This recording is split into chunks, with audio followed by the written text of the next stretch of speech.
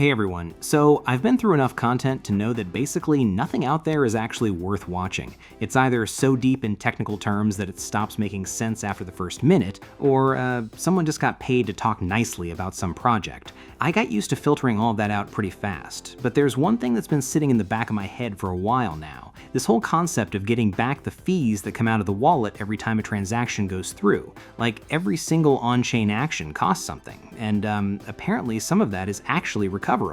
I've been testing DeFi protocols hands-on for a few years, and at some point you just develop a gut feeling for what's real and what isn't. Today, I'm going through a specific project I've been sitting with for a while, and I'll also cover what I actually look at when I'm trying to figure out if something is legitimate. Okay, I always go straight to the technical side before anything else, because the way a product actually behaves tells you more than anything the team says about it. So the first step is connecting the wallet I use. That's where all transaction history is. The platform has a few different connection options available, which already says something, and I'll go with whatever feels most natural for my setup. Okay, went through fine. Wallet address is showing up on the dashboard here. And now I'm selecting which chains I want to scan. So basically just flagging the networks I've been active on. All right, tap those and hitting scan. System starts going through everything.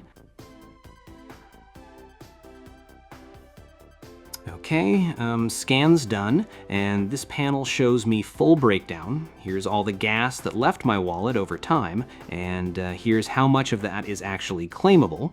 Here I press View Results. There it is. Now in picking which chain to claim from, or I can just select all networks at once, which is what I'm doing here. Then I set the destination network, where I want the tokens to arrive, and hit Confirm.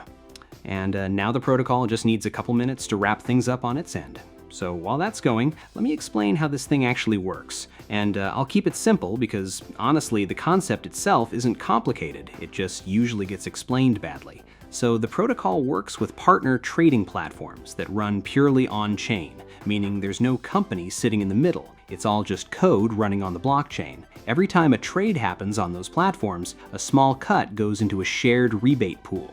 And that pool also collects a portion of what validators normally take for themselves, just by deciding which transactions get processed first. That's something that usually just disappears and the end user never sees it.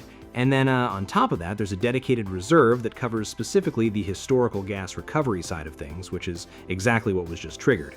And those three things together, that's what actually funds the rebates. Alright, so that's pretty much the full picture. And look, I've been sitting with this thing for a while now, running it through different scenarios, checking how the protocol behaves under different conditions, and nothing really surprised me in a bad way. It's a narrowly focused mechanism. It does one specific thing and doesn't try to be anything else, which is honestly kind of refreshing because most projects in this space overcomplicate everything on purpose. The underlying logic is consistent, the way the architecture is laid out makes sense when you actually trace through it, and the execution didn't feel like something thrown together over a weekend. Nothing in the structure came across as off, no weird behavior during the time I've had it running, and I haven't hit a single point where something made me stop and question what's actually going on under the hood. So yeah, that's where I'm at with it after putting in the actual time. Thank you.